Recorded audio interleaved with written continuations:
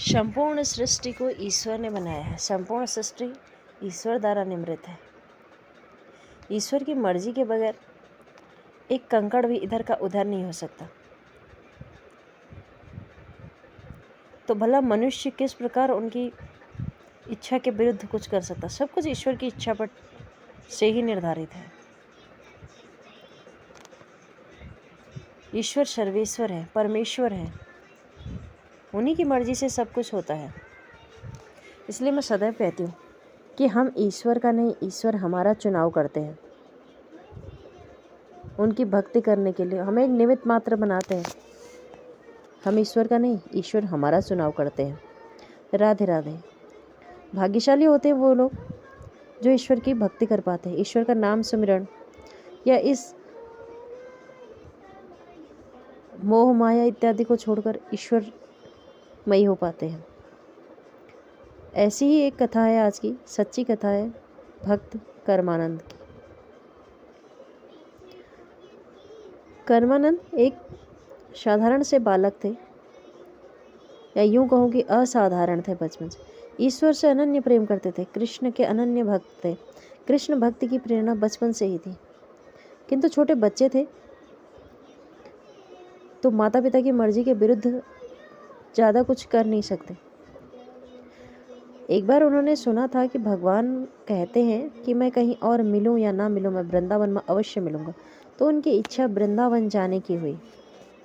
वे अपना घर बार सब छोड़कर वृंदावन जाना चाहते थे, किंतु घर वालों ने रोक लिया कि तुम इतने छोटे हो, तुम्हें भक्ति करनी है, पूजा करना है, कीर्तन करना है, नाम जप करना है, घर में बैठकर करो, घर पे करो, कहीं जाने की क्या आवश्यकता है।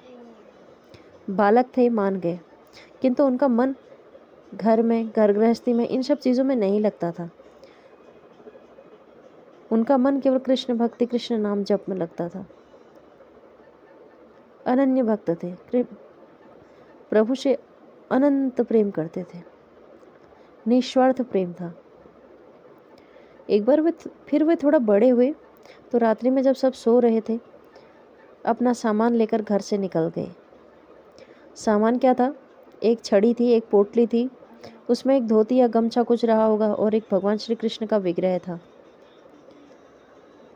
इस प्रकार वे वृंदावन पहुंच गए और वहां उन्हें बहुत आनंद आने लगा, क्योंकि वो उसी को तो चाह रहे थे, रोज प्रभु दर्शन। वहां तो प्रभु के कई विग्रह, स्वयं प्रकट प्रभु की कितनी मंदिर, पग पग पर मंदिर, प्रेम मंदिर की छवि कुछ अलग है।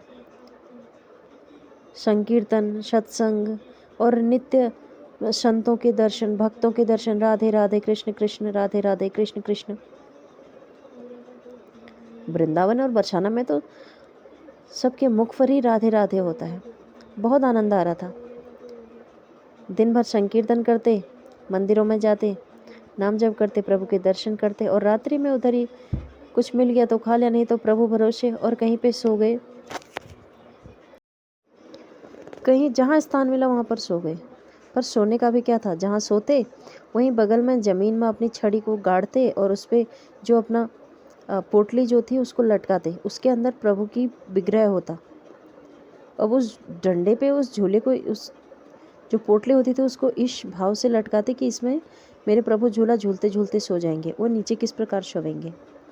और निश्चिंत होकर सोते हैं, क्योंकि वे जानते थे कि प्रभु उनके साथ हैं, मुझे किस बात की चिंता है।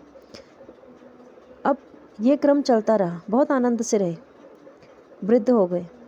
एक बार वे कहीं वृंदावन के बाहर किसी गांव में चले गए, लौट रहे थे, दिन में काफ़ी धूप थी तो थक गए।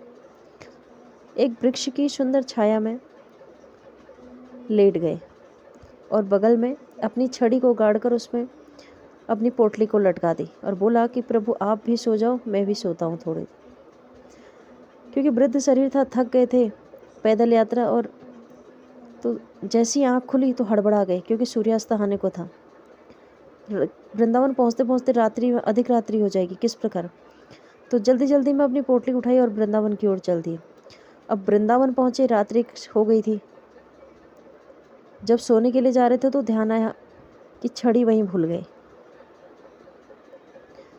बोले अब प्रभु नहीं सोएंगे तो मैं भी नहीं सोऊंगा, मैं किस प्रकार सोऊंगा, मेरे ठाकुर नहीं सोएंगे। प्रभु से अनन्य प्रेम करते थे। अब इस प्रकार ठाकुर पर अपना गुस्सा निकालने लगे।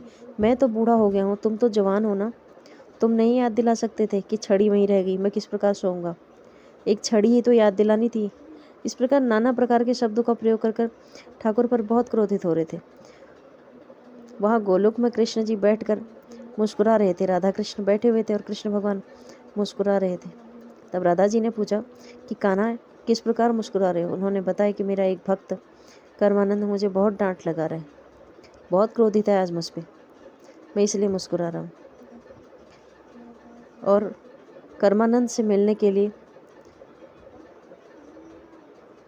प्रकट हो गए कर्मानंद के सामने।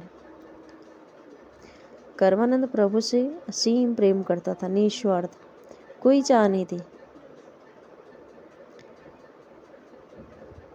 श्री कृष्ण जब वहाँ पर प्रकट हुए अपने आराध्य को सामने देखकर, तो बोले कि अरे तुम्हें यहाँ प्रकट होने के लिए किसने कहा था, तुम्हें आने के लिए किसने बोला था।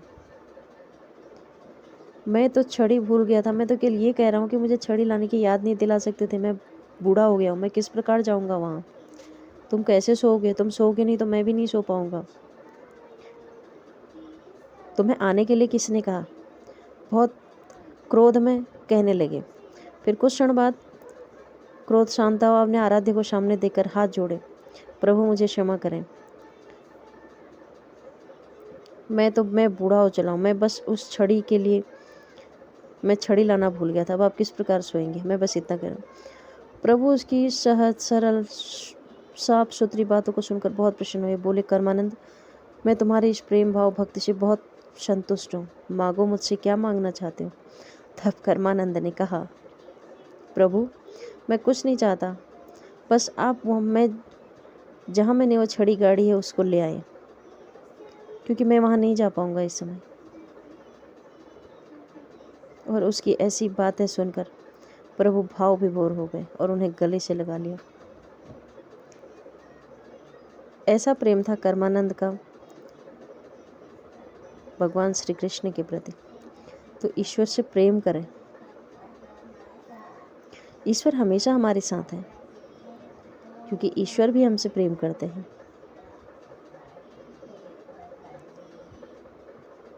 और यह बात भी सत्य है कि ईश्वर कहीं और मिले या ना मिले, वृंदावन में अवश्य मिलते हैं।